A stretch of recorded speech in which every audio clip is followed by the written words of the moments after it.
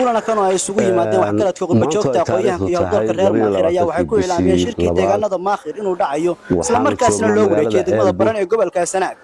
waxaan isugu jirnaa madashan sugan gudidii qabanqaabada in shirka xoojino hadday tahay heer gudi oo suldaan gudidii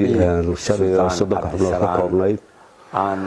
hadday tahay heer degmo magaalada Ceelbuur odayaashii gudidii qabanqaabada intii la shaqeynaysay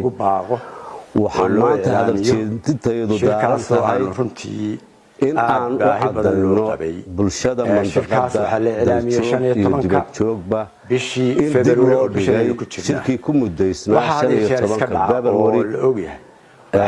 dibudayna loogu sameeyay waqtiga hadiya jeer loo maqlay waqtiga hadiya jeer kuma dhacaan way yarjiitama 20keeda marka taasina wax mushkilada ma leh aanu shirka u qabanay waxay tahay waxa weeye maadaama shirkii hakad ku yimi haddii madmadow la geliyay ama dib baa loo dhigay wax dib loo dhigay dagaalada ka socda waa anagu ognahay oo official oo hadda la kureeyay guud ilaa ayaa